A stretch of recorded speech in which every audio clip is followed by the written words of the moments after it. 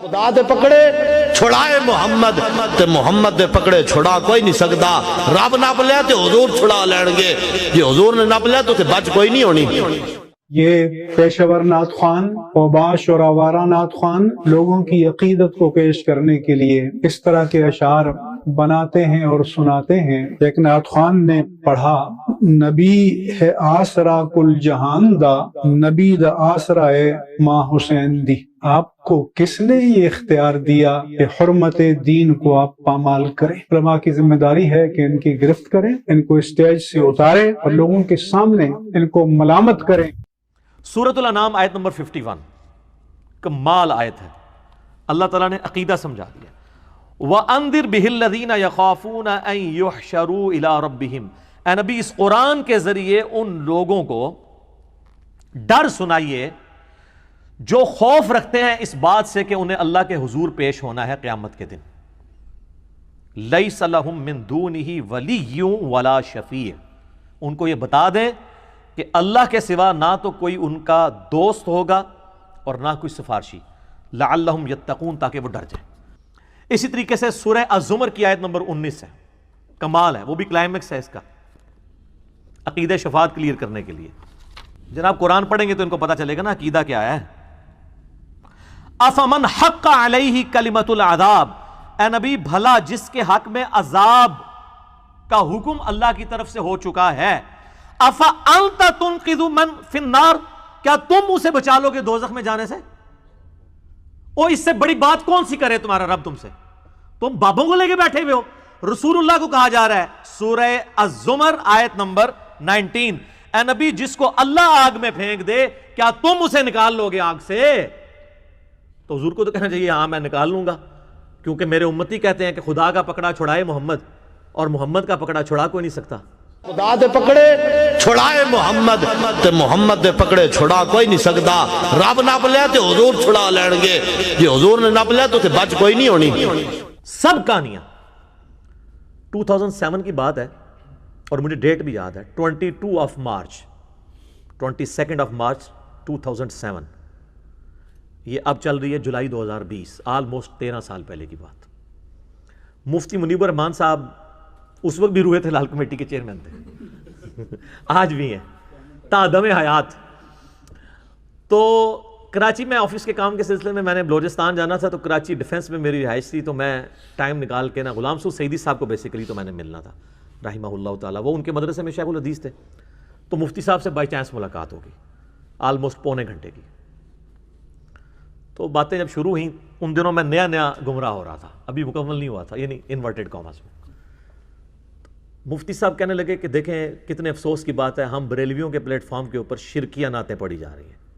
میں حیران ہو گیا کہ یار شرک کا لفظ تو یہ کبھی استعمال ہی نہیں کرتے، ماں بہن کی گالی سمجھتے ہیں، وہ تو شرک کو ختم کیے بیٹھے ہیں، اس لیے ان کی وہاں کار بھی رہی ہے، ان کو پتہ ہی نہیں ہے. میں نے کہا جی مفتی صاحب کون سی؟ کہتے ہیں یہ دیکھیں نا شعر نہیں پڑھتے، خدا کا پکڑا چھڑائے محمد، محمد کا پکڑا چھڑا کوئی نہیں سکتا. وہ کہتے ہیں یہ کون سا دین ہے جو پریزنٹ کر رہے ہیں؟ تو ایک جملہ انہوں نے بولا کہ یہ شان الوہیت اور شان رسالت کے مقابلے کرواتے ہیں، اور یہ بڑے گستاخ رسول ہیں کہ ممبروں پر اللہ اور رسول کا مقابلہ کرواتے ہیں. وہ کہتے ہیں میں تو اتنا ڈر گیا ہوں کہ میں کسی محفل نعت میں جاتا ہی نہیں ہوں، کہ مجھے پتہ ہے یہ اوٹ پٹانگ شعر پڑھیں گے اور اگر میں ان کو نہیں ٹوکوں گا تو میں اللہ کے حضور پکڑا جاؤں گا. یہ پیشور نعت خوان اوباش اور آوارہ نعت خوان لوگوں کی عقیدت کو پیش کرنے کے لیے اس طرح کے اشعار بناتے ہیں اور سناتے ہیں. ایک نعت خوان نے پڑھا: نبی ہے آسرا کل جہان دا، نبی دا آسرا ہے ماں حسین دی. آپ کو کس نے یہ اختیار دیا کہ حرمت دین کو آپ پامال کریں؟ علماء کی ذمہ داری ہے کہ ان کی گرفت کریں، ان کو اسٹیج سے اتاریں اور لوگوں کے سامنے ان کو ملامت کریں. لا الہ الا اللہ محمد رسول اللہ. یہ میرے کئی دوستوں کی موجودگی میں انہوں نے یہ میرے ساتھ یہ بات کی اوپنلی.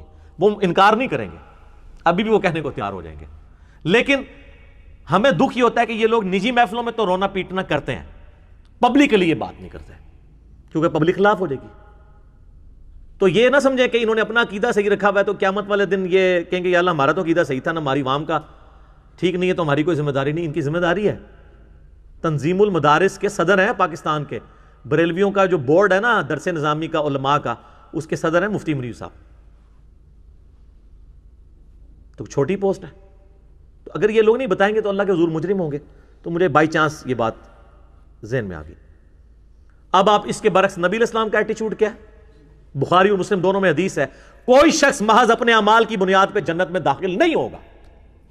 یہ کہہ رہے ہیں خدا کا پکڑا چھڑائے محمد، محمد کا پکڑا چھڑا کوئی نہیں سکتا. تو محمد رسول اللہ کا بھی عقیدہ سنو صلی اللہ علیہ وآلہ وسلم. صحابہ نے جرت کر کے پوچھ لیا یا رسول اللہ آپ بھی؟ آپ فرمایا ہاں میں بھی. جب تک میرے رب کی رحمت مجھے ڈھانپ نہ لے میں بھی محض اپنے اعمال کی بنیاد پہ جنت میں نہیں جا سکتا. تو سر بابے کدھر؟ اور بخاری اور مسلم کی وہ حدیث یاد رکھیں جب آیت نازل ہوئی نا سورہ الشعراء کی، وَأَنذِرْ عَشِيرَتَكَ الْأَقْرَبِينَ، اے نبی اپنے قریبی رشتہ داروں کو آخرت کا ڈر سنائے. تو سر بخاری اور مسلم دونوں کے الفاظ ہیں نبی علیہ السلام اپنے ایک ایک قریبی رشتہ دار کے پاس آئے. آپ نے کہا میرے چچا عباس اپنے آپ کو دوزخ کی آگ سے بچا لے، اگر اللہ نے پکڑ لیا میں تیرے کچھ کام نہیں آؤں گا.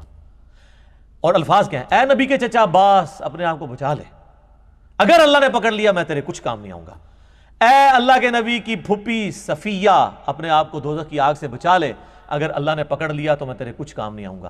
اے میری بیٹی فاطمہ اپنے آپ کو دوزخ کی آگ سے بچا لے، میرے مال سے جو کچھ لینا ہے تو لے لے، لیکن اللہ نے اگر تجھے قیامت والے دن پکڑ لیا تو میں تیرے کچھ کام نہیں آؤں گا. یار اس کے علاوہ کس طریقے سے کوئی شخص واضح کر کے باتوں کو بتا سکتا ہے؟ اور یہ بخاری مسلم ہے، کہانی شریف، سٹوری شریف، بابا شریف، بزرگ شریف نہیں ہے، یہ بخاری شریف مسلم شریف ہے. تو آپ صلی اللہ علیہ وآلہ وسلم نے امت کو عقیدہ بالکل واشگاف بتا دیا.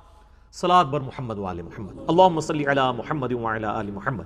تو سر پھر ہمیں کہنے دینا کہ مرنے سے پہلے اے مسلمان کر لے اس میں غور، کتابوں کا خدا اور ہے، بابوں کا خدا اور. باب خدا تو اسی کو مانتے ہیں لیکن ان کوالٹیز کے ساتھ نہیں جو کتابوں میں آئی ہیں. کہنے کو تو دین سب کا اسلام ہے، لیکن صوفی بھی کہتے ہیں کہ ہم اسلام کو مانتے ہیں، سلفی بھی کہتے ہیں، منکرین احادیث بھی کہتے ہیں. کہنے کو تو دین سب کا اسلام ہے لیکن کتابوں کا جہاں اور ہے، بابوں کا جہاں اور.